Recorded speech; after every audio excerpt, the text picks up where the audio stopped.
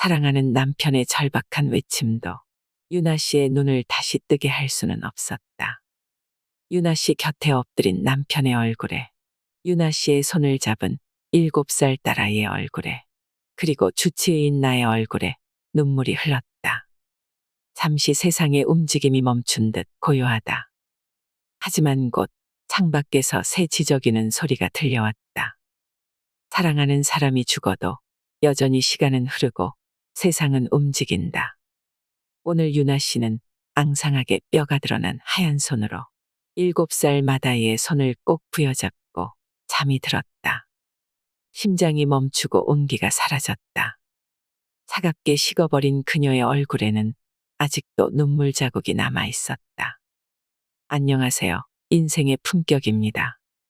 오늘은 조금 무겁지만 우리에게 꼭 필요한 이야기를 들려드리고 싶습니다. 죽음의 신이 온다는 사실보다 확실한 것은 없고 죽음의 신이 언제 오는 것보다 불확실한 것은 없다. 죽음은 말기암에 걸린 환자에게만 찾아오는 것이 아닙니다. 건강한 우리도 내일 당장 죽을 수 있습니다. 죽음은 자신이 찾아가는 사람에 대해 궁금해하지 않기 때문에 그 사람이 인생에서 얼마나 기막힌 일을 겪었는지, 앞으로 해야 할 일이 얼마나 많은지 아무것도 묻지 않습니다. 자비도 연민도 베풀지 않습니다. 그래서 우리는 죽기 전에, 더 늦기 전에 우리의 마지막과 접촉해야 합니다. 오늘 소개해드릴 책은 1000번의 죽음이 내게 알려준 것들입니다. 죽음을 앞둔 사람들에게서 어떻게 살아야 하는지를 배우다. 호스피스 의사가 전하는 삶과 죽음에 관한 이야기입니다.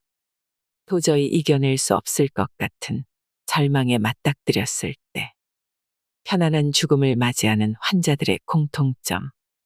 나는 드라마를 좋아한다.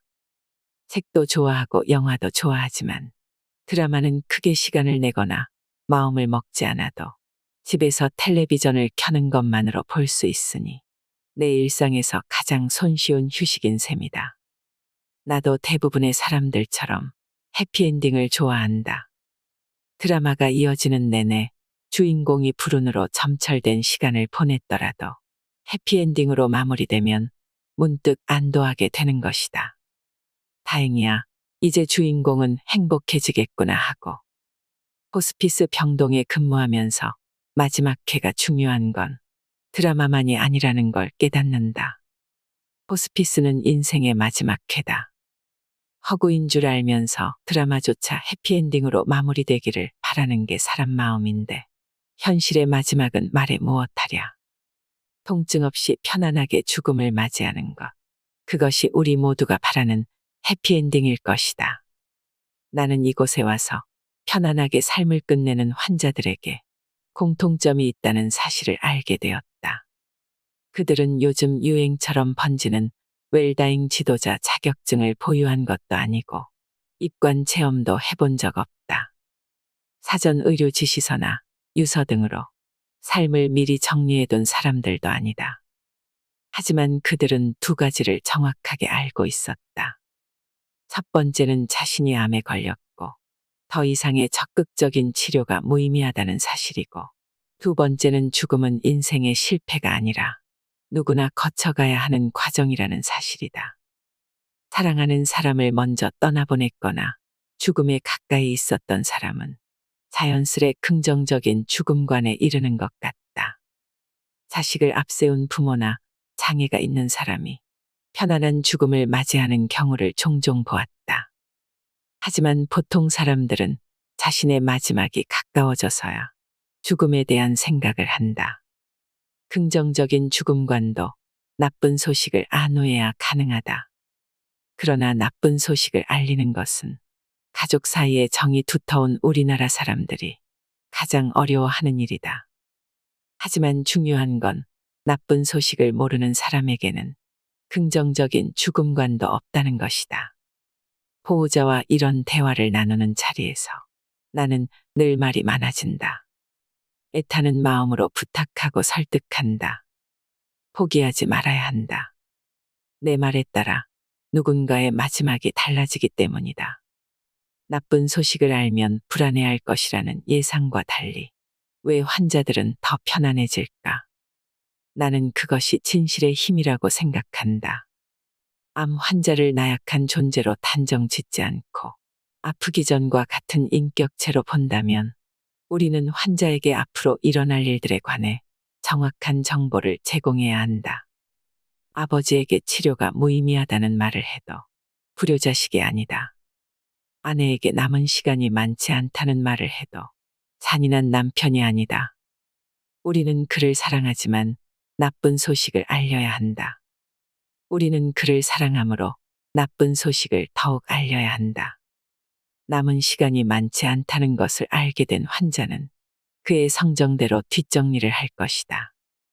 누군가는 책상 서랍을 깨끗이 치워놓을 것이다. 누군가는 소원했던 사람들을 만날 것이다. 가족들의 심정에 비하겠느냐마는 아침 저녁으로 얼굴을 마주하는 나의 환자에게 비극적인 말을 꺼내는 것은 내게도 힘든 일이다. 나도 백색 가운을 입은 의사이기 전에 된장 냄새 풀풀 나는 한국 사람이기 때문이다. 그러다 호스피스 경험이 쌓이면서 진실을 정확하게 알고 있는 환자의 경우 통증 조절이 훨씬 수월하다는 것을 알게 되었다. 고통과 통증의 문제에 비하면 삶을 어떻게 정리할 것인가는 오히려 나중 문제다. 사랑하는 이가 아프지 않게 떠날 수 있도록 배려하는 것. 그것이 우리가 나쁜 소식을 알릴 용기를 내야 하는 이유다. 70이 넘은 태호 할아버지는 기침이 심해져 병원을 찾았다. 진단 결과는 말기 폐암이었다. 이미 뼈까지 전이 되어 수술도 소용없었고 항암 치료도 힘들었다. 할머니와 세 딸은 태호 할아버지가 다혈질의 불같은 성미라고 했다.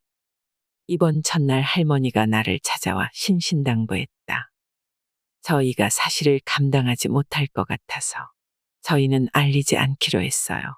사실을 알면 안절부절 못하다 일찍 세상을 떠날까봐. 그러니까 선생님도 말씀하시면 안 돼요.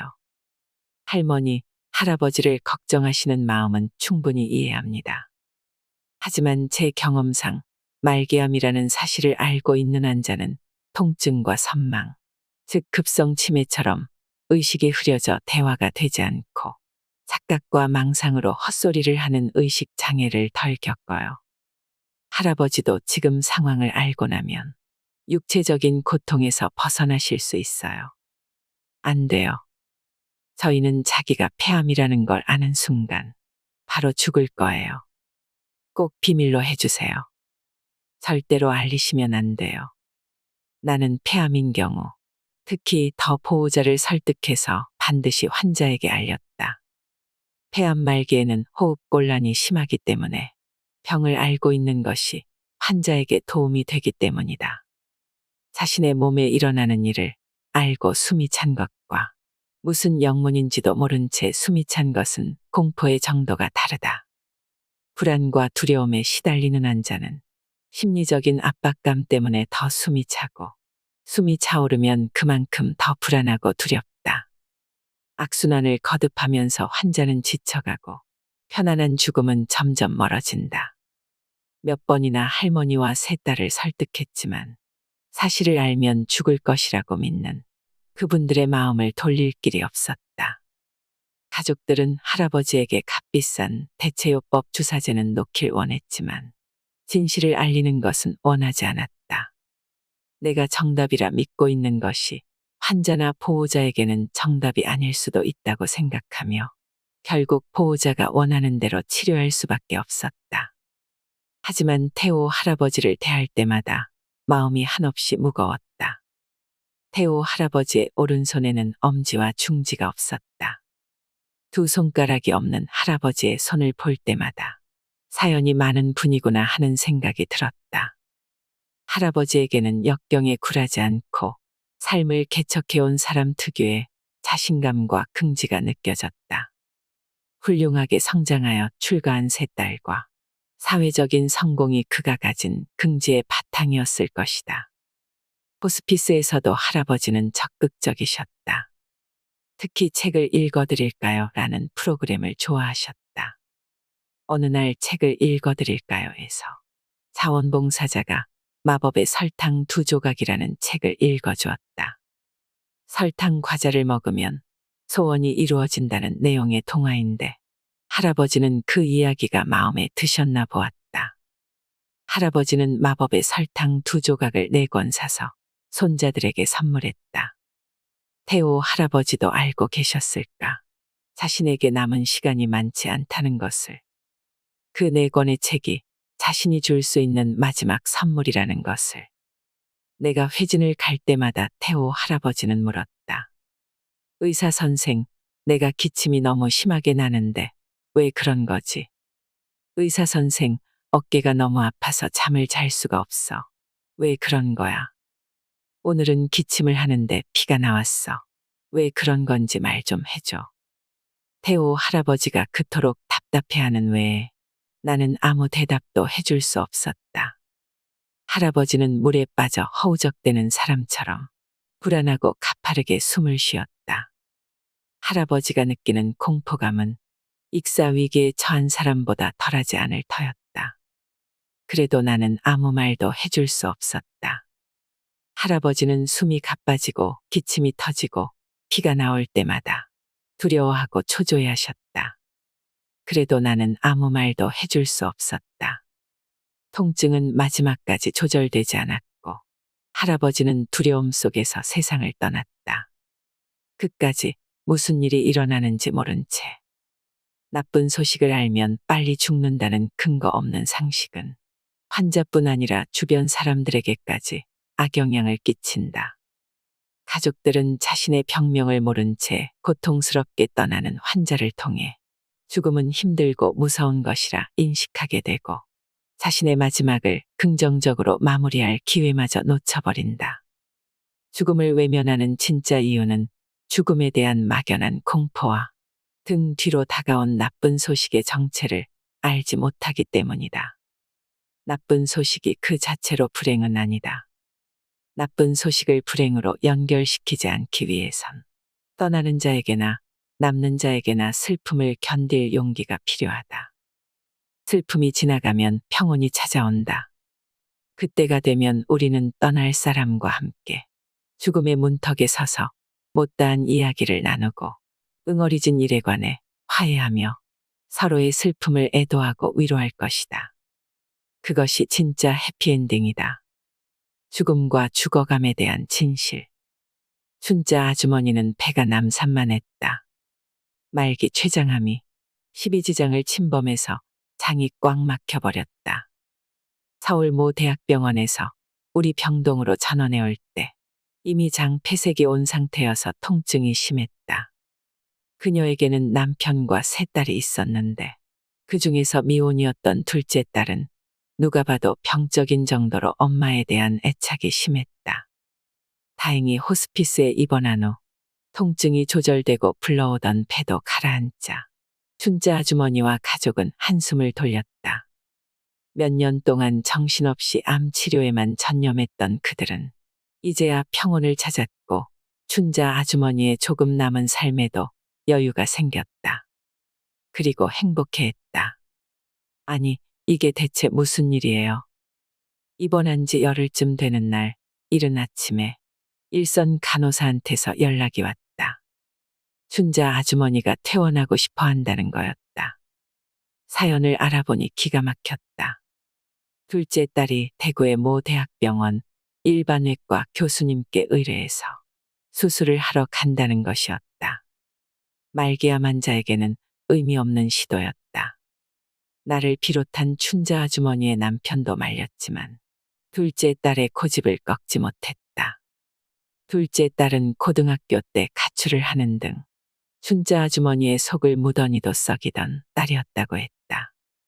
불효가 한으로 남은 나머지 아직 어머니를 보낼 수 없다고 생각하는 마음은 충분히 이해하지만 주치의로서 안타까움을 금할 길이 없었다. 얼마 남지 않은 삶 동안 어머니가 해야 할 일이 얼마나 많은데 결국 그렇게 떠난 춘자 아주머니는 2주일 후 첫딸과 막내딸이 사정사정해서 이곳으로 다시 돌아오기는 했지만 이미 임종 단계였다. 병환이 심해 병원에 가서 수술도 못하고 매일 통증에 시달리다가 이 지경이 되었다고 했다. 춘자 아주머니는 유언은커녕 의식불명 상태로 있다가 허무하게 눈을 감았다. 말기암 환자들은 거의 임종 직전까지 맑은 정신으로 살아가기 때문에 호스피스 병동은 그래도 낫다. 치매 환자들이 머무는 요양병원에는 고함을 지르고 대소변을 가리지 못하고 자식조차 알아보지 못하는 사람들이 대부분이다. 과거를 기억하지 못하고 얼마 남지 않은 미래를 생각할 수도 없다. 과거와 미래라는 양쪽 출구가 모두 막힌 채 어두운 미로를 헤매는 그들에게 과연 장수는 신의 축복일까? 나는 죽음의 긍정적인 의미를 이해하면서도 내 가족, 내 환자의 죽음이 여전히 두렵다. 가끔 죽어감이 길어지는 환자가 있다. 저럴 바엔 하루라도 빨리 가시는 게 낫지 않을까요? 라고 말하며 한숨을 내쉬는 보호자 앞에서 나는 긍정도 부정도 하지 못한다. 아니, 할 수 없는 것이다. 고백하건대 나는 아무리 죽어감이 길어지는 환자라도 단 한 번도 그가 조금이나마 일찍 세상을 떠나기를 바란 적 없다. 누군가는 가족이 아니라서 그렇다고 할지 모르지만 죽어감과 죽음에 대한 진실을 안다면 결코 그런 마음을 품을 수 없다. 죽어감과 죽음에 대한 진실에 도달하기 위해 우리는 여러 방식으로 죽음에 접근할 수 있을 것이다. 임상의학적으로만 설명하자면 임종의 단계부터 임종에 이르는 시간까지는 사람마다 다르다. 하지만 대부분 임종에 들어가기 며칠 전부터 먹고 마시고 싶은 생각이 없어지고 잠자는 시간이 길어진다. 사나흘 내리자고 잠깐 가족의 얼굴을 알아본 뒤 다시 깊은 잠에 빠져들기도 한다. 몸은 탈수 현상을 일으키고 분비 활동도 이루어지지 않는다. 대소변을 볼 수 없고 폐의 점액질이 줄어든다. 그러면서 복부의 고통이 덜해지고 구토감도 없어지고 기침도 하지 않게 된다. 몸이 편안해지는 것이다. 말기 선망이 와서 정신이 산만해지는 일도 있는데 그럴 때 병원은 적절한 약을 쓰기도 한다. 대체적으로는 편안히 잠든 상태처럼 보인다. 그래도 가족이 애타게 부르면 눈물을 흘리는 등의 반응을 보인다. 가족들은 환자의 손을 잡고 혼자가 아니라는 것을 알려주기도 하고 종교 음악을 틀어주거나 성경이나 경전의 구절을 들려주기도 한다. 마지막 순간이 되면 수포음이라고 하는 호흡 소리가 들리는 일도 있다. 호흡은 불안정해지고 몸과 얼굴의 불수의 수축이 일어난다. 대소변이 나오지 않고 검은 눈동자는 커진다. 근육이 이완되고 심장이 멈추면 모든 것이 끝난다. 임상의학적인 죽음과 죽어감은 사람들이 생각하는 것만큼 힘들지 않다. 마지막 순간이 다가오면 환자와 가족들은 함께 임종실로 간다. 이제 환자는 말을 할 기운도 눈을 뜰 힘도 없지만 여전히 남아있는 감정과 촉감으로 가족의 사랑과 온정을 느낀다. 사랑했던 사람이 마지막 인사를 건네면 환자의 뺨위로 흐르는 눈물이 대답을 대신한다. 생에 어떤 불운과 상처가 있었던 그 순간만은 역설적으로 아름답다. 가족이 지켜보는 가운데 이제 그는 눈을 감는다. 암을 주렁주렁 달고 살 때는 그토록 고통스러워했는데 마지막 모습은 더없이 편안해 보인다. 죽음을 미워할 생각은 없지만 암 환자에게는 생명이 끝나는 그 순간이 가장 편안한 듯하다. 죽음에 익숙해진 나도 죽음이 두렵기는 마찬가지이다.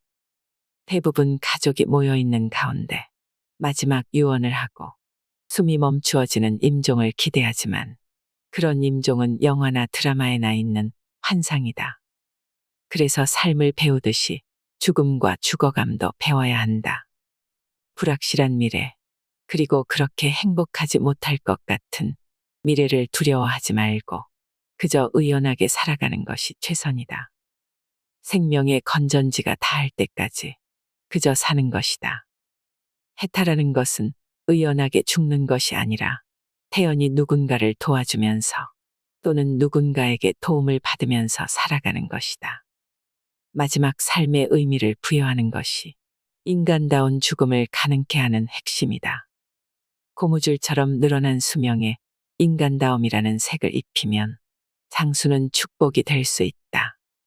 아무리 애를 써도 누군가를 용서할 수 없을 때 58살의 순자 아주머니가 입원하던 날 호스피스 병동에 한바탕 소동이 일었다.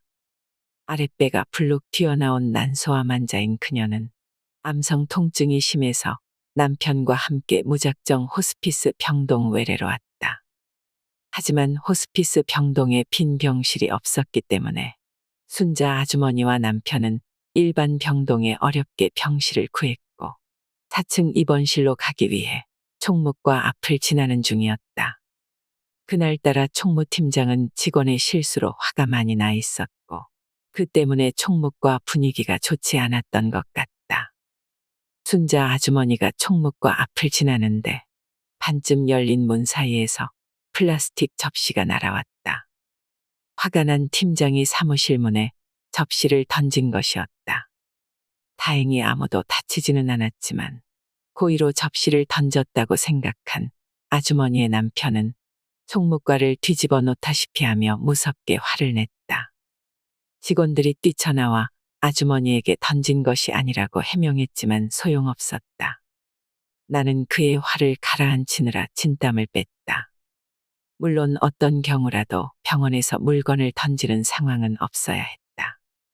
하지만 고성과 욕설을 퍼부어대는 그의 분노는 지나친 감이 있었다. 그때만 해도 나는 그가 왜 그렇게까지 화가 났는지 이해하지 못했다. 순자 아주머니가 호스피스를 찾아오기 3주 전 나는 순자 아주머니 남편을 만난 적이 있었다. 그때만 해도 순자 아주머니는 멀쩡했다. 말기암 환자라고 하면 겉모습에도 죽음의 그림자가 짙게 드리워져 있을 것 같지만 실제로는 멀쩡해 보일 때가 많다.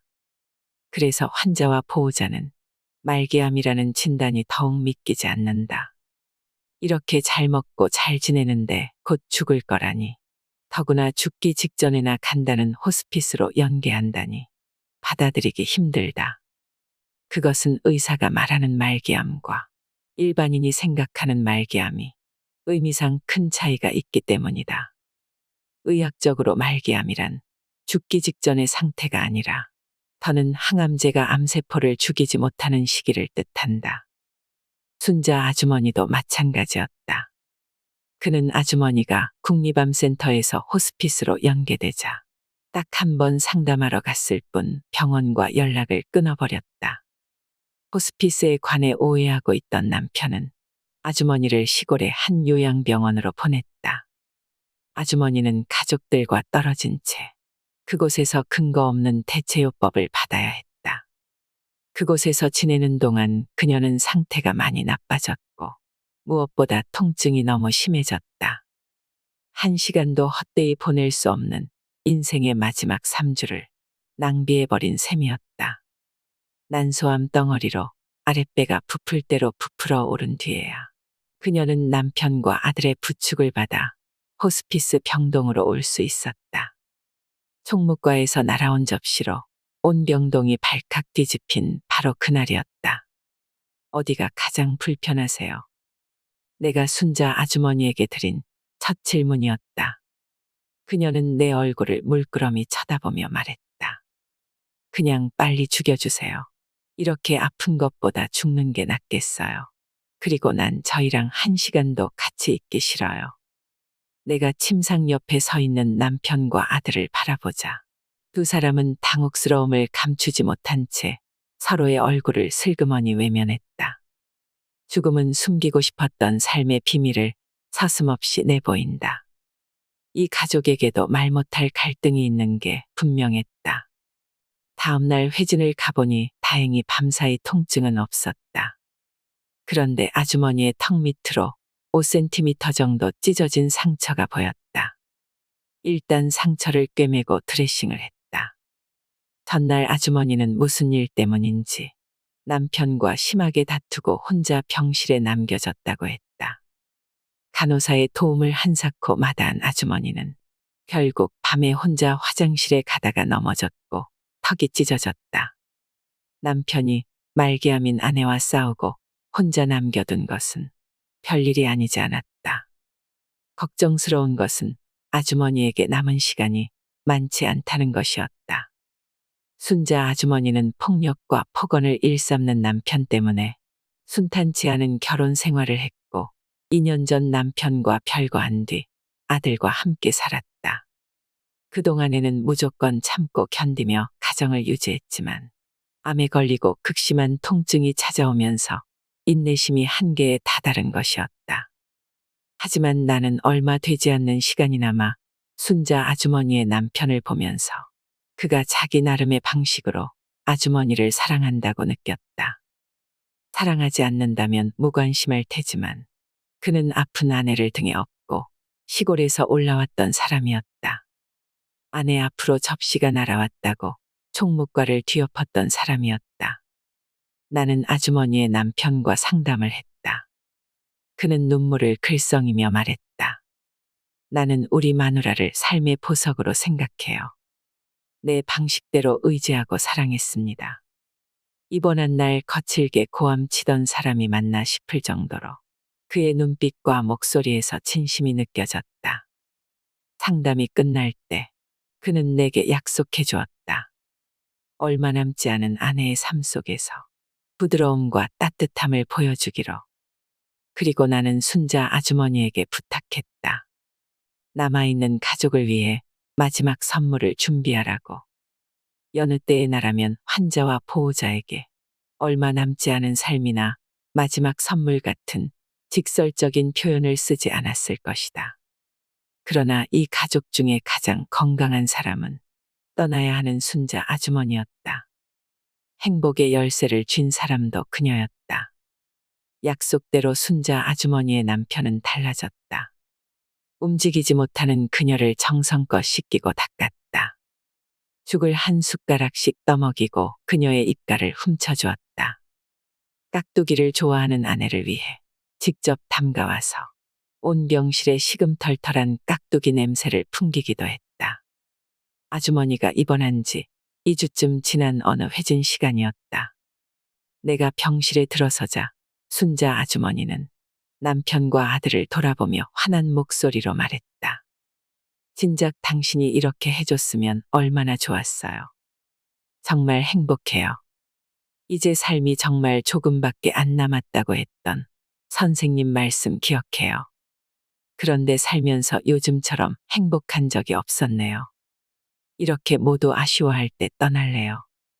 정말 고마워요. 그녀에게 남은 빛이 거의 꺼져가고 있었다. 임종 단계에 임박한 그녀의 힘없는 목소리는 그러나 어느 때보다 밝고 생기 넘쳤다. 누군가를 미워함으로써 감정을 해결하는 분노는 인간관계의 가장 큰 적이다. 우는 아이를 달래는 것보다 성난아이에게 다가가기가 훨씬 어려운 이유는 감정이 전염되기 때문이다. 이유 없는 분노는 없다. 진료실에서 병실에서 그들은 자신의 인생을 꺼내놓는다. 영혼의 가방이 열리는 순간이다.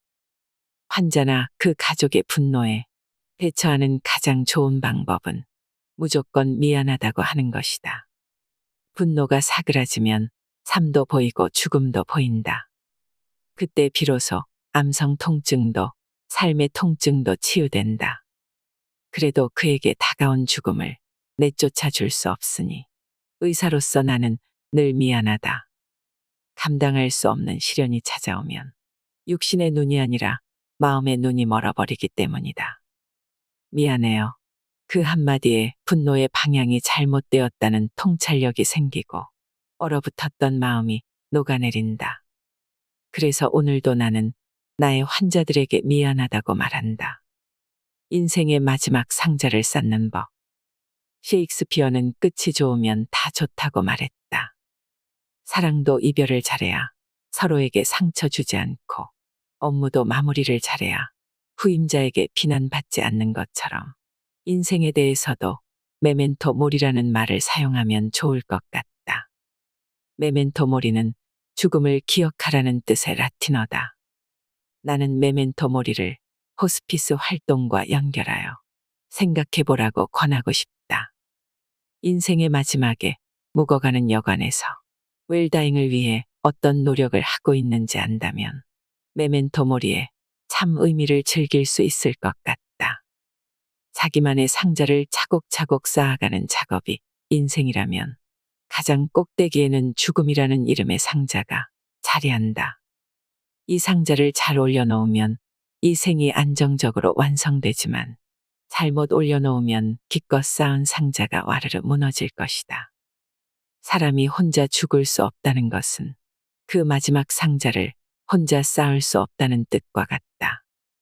남는 사람이 떠나는 사람의 인생을 함께 돌아봐 줄 때, 떠나는 사람을 위해 아낌없이 자신의 시간을 내어줄 때, 비로소 웰다잉 마지막 상자 쌓기가 끝난다. 미분 할머니가 다시 살아났다. 오후 10시 간호사들은 산소 수치가 떨어지고 호흡이 가빠진 미분 할머니를 임종실로 옮겼다. 말기 폐암인 미분 할머니는 머리와 골반뼈로 암이 전이되어 호스피스에 입원했다. 2주 전부터 하루 종일 침대에만 누워 계셨는데 이제 떠날 시간이 된 것이었다.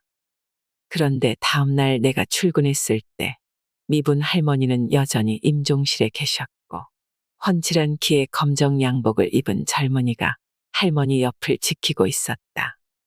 나는 한눈에 그가 미분 할머니의 손자임을 알아보았다. 우리 손자는 치과의사야.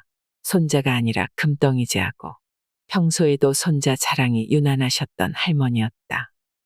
손자 부부와 돌이 막 지난 증손자가 함께 찍은 사진이 할머니의 휴대폰 배경화면이었다.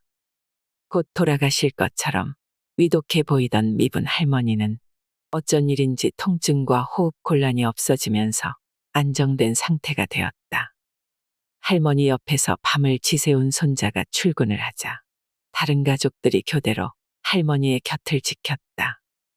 그리고 다음 날도 할머니는 편안했다.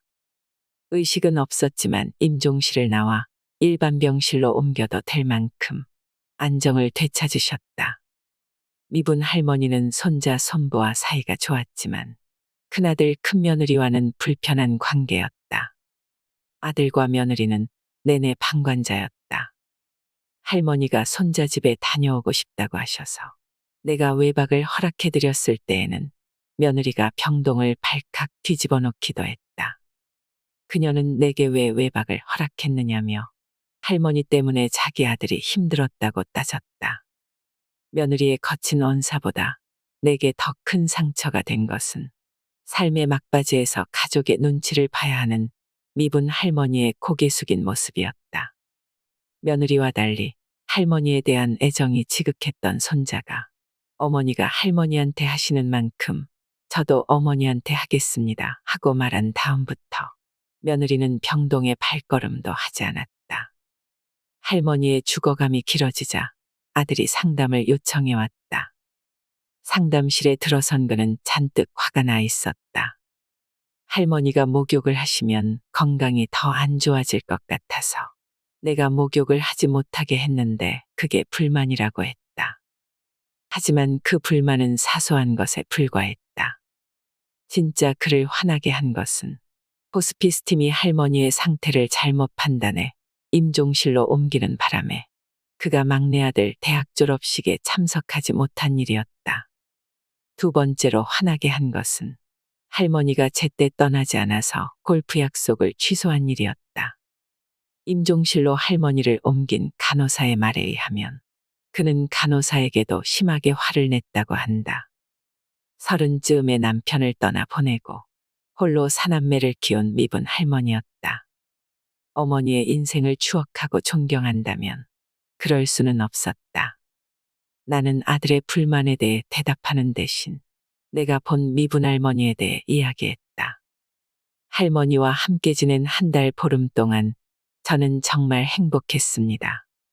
아드님은 병동에 잘 오시지 않아 모르시겠지만 할머니는 동화책을 읽어드리면 집중해서 들어주시고 박수도 쳐주셨습니다. 카랑카랑한 할머니의 목소리가 그립네요. 요즘도 여자 혼자 자식을 키우는 건 힘든 일입니다. 할머니가 그토록 어렵고 힘든 길을 걸어오신 분이라는 것, 누구보다 아드님이 잘 아시겠지요. 그런 할머니의 인생에 이제 막이 내려가고 있습니다. 다른 사람들보다 조금 천천히 내려가고 있습니다. 조금 긴 임종 단계는 남아있는 사람들을 위한 할머니의 마지막 배려라고 생각하시면 안 될까요? 우리는 영화나 드라마에서 봤던 맑은 정신으로 유언을 하고 곧바로 숨을 거두는 죽음을 상상한다. 하지만 죽음 이전에는 죽어감의 시간이 있다. 현실에서 사람들은 의식이 저하되고 소변이 나오지 않는 등의 단계를 거쳐 죽음에 이른다. 죽어감이 길어지면 가족들은 불안해하기도 하고 초조해하기도 한다. 가끔은 미분 할머니의 아들처럼 강하게 항의를 하는 보호자도 있다. 하지만 나는 남은 사람들이 죽음과 죽어감의 의미를 부여하면서 떠나는 사람을 도왔으면 한다. 죽어감이 3주일 정도로 길어지면 환자가 기다리는 사람이 있거나 떠나지 못할 한이 있다고 생각하기도 한다. 그럴 때는 먼 친척과 소원해진 지인들을 불러 이별 인사를 건네게 한다. 그 밖에도 다른 방법들이 있겠지만 중요한 것은 떠나는 사람의 마지막 상자를 차분하고 경건한 마음으로 쌓아주는 것이다. 남은 사람들의 병든 죽음관이 떠나는 사람의 죽음을 망칠 수 있다. 미분 할머니의 죽음을 병든 죽음으로 만들어버린 것은 미분 할머니 자신이 아니었다. 엘리자베스 키블러 로스의 죽음의 5단계에 따르면 사람은 부정과 분노, 타협과 우울 그리고 수용의 단계를 거쳐 죽음을 받아들인다고 합니다. 세월이 흐르면 육신이 늙어가는 것처럼 마음도 육체와 함께 자연스럽게 노화하다 수용의 단계에 이르면 얼마나 좋을까마는 세상에 호락호락하게 얻어지는 건 없는 것 같습니다. 사랑하는 이에게 죽음을 배웠거나 삶의 과정에서 죽음과 가까이 맞닿아 있었던 사람들은 죽음을 잘 수용합니다. 삶이 고달팠던 사람에게 죽음이 더 쉬운 걸 보면 인생은 공평한 것 같기도 하지요. 마지막 병동이라고 불리는 호스피스에 온 보호자들은 크게 2번 온다고 합니다. 처음에는 호스피스에 환자를 입원시킬 때와 임종실로 환자를 옮길 때입니다. 호스피스에 오는 사람들은 환자들이 고통에 몸부림치다 심장이 멈출 거라고 막연하게 상상하지만 사실은 그렇지 않습니다. 떠날 이들은 마지막까지 남은 이들을 걱정하고 남은 이들은 따뜻한 온기를 전하기 위해 메마른 환자의 손을 한 번이라도 더 어루만집니다. 간혹 죽으러 가는 곳이라는 인식 때문에 호스피스에 입원하는 걸 꺼리는 경우가 많지만 그곳에도 삶이 있습니다. 떠나는 길이 외로울까 임종실의 벽화를 그리는 봉사자. 노래 교실이 열릴 때마다 자신의 18번 곡을 흥겹게 부르는 환자. 웃으며 이별 여행을 떠나는 환자와 가족들. 그들 각자의 사연 속에는 우리의 삶과도 닮은 부분이 많습니다.